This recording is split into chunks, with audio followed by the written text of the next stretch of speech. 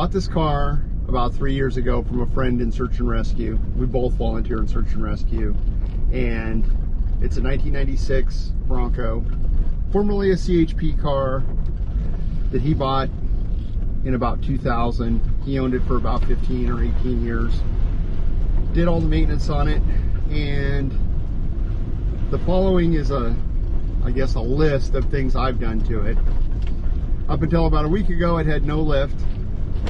I've got 33 1050 BFG all-terrain tires.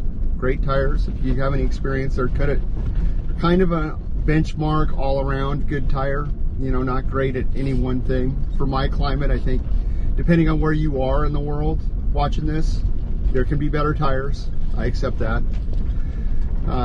The vehicle came with a winch bumper. Winch was not functional. It was is a worn XD9000. I changed the solenoids, in which I made a video. I put a new wire rope on it, another wire winch line.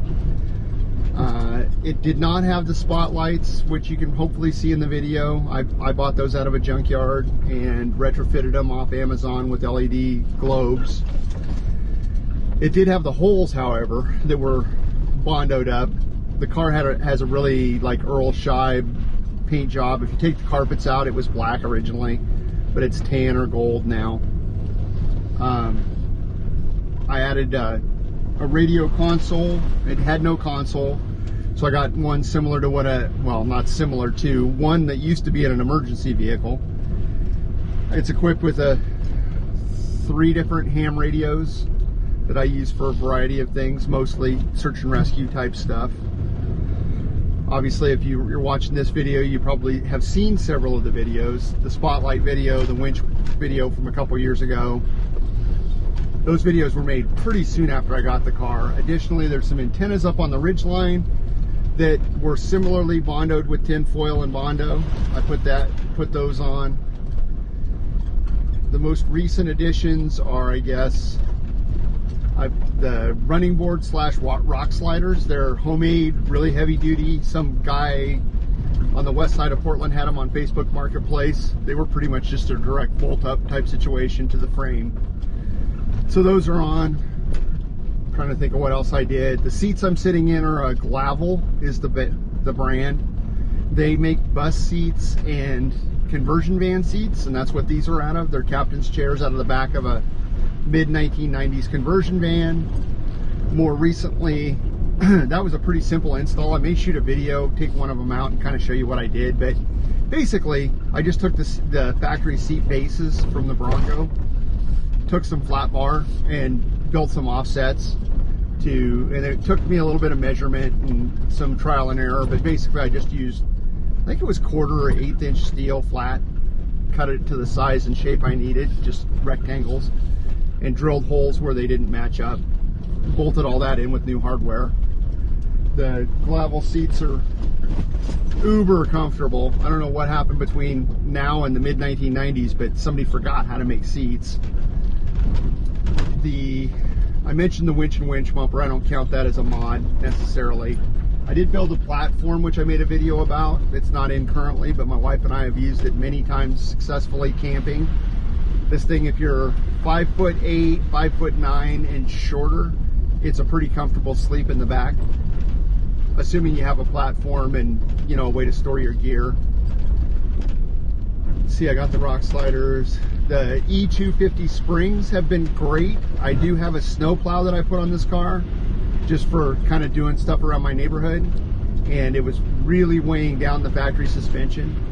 So if you see in the video that I just got done shooting some B-roll video, there's these little horns that stick out the front of the bumper. They're going to come off now. It's springtime, so I don't anticipate plowing any more snow.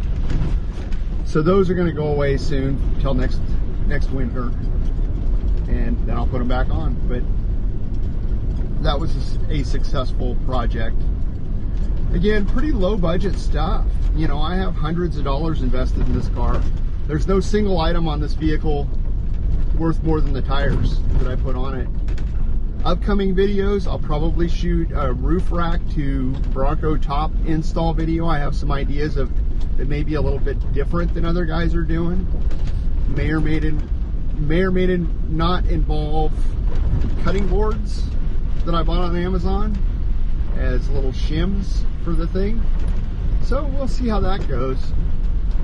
You have to keep in mind when watching my videos, there's a pretty high likelihood of failure, so that might be entertaining.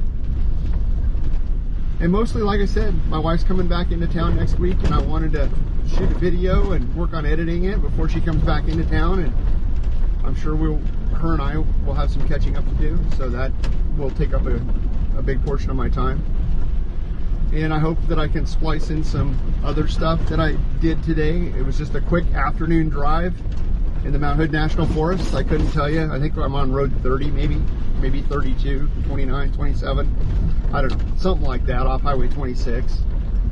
I did shoot some video earlier describing who I am, which I named the channel just kind of randomly. It's not a special code. It's 143 JKRD. Watch the Mr. Rogers special. You'll get the significance. It means I love you, and JKRD is simply my wife and kids' initials.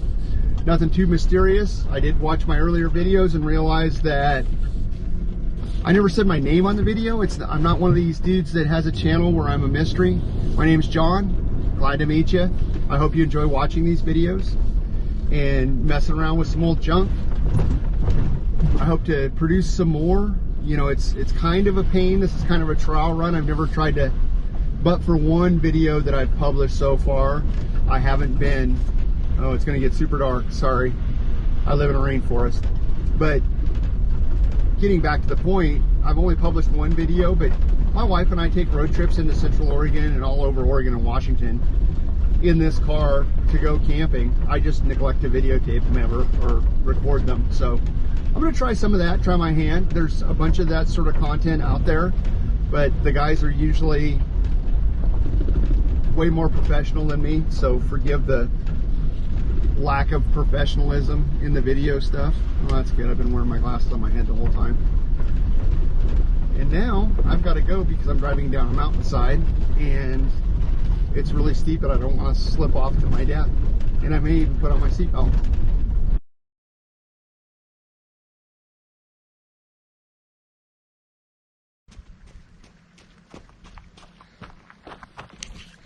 Note to self, don't wear Crocs on my next outdoor adventure. All right, let's see if this will work.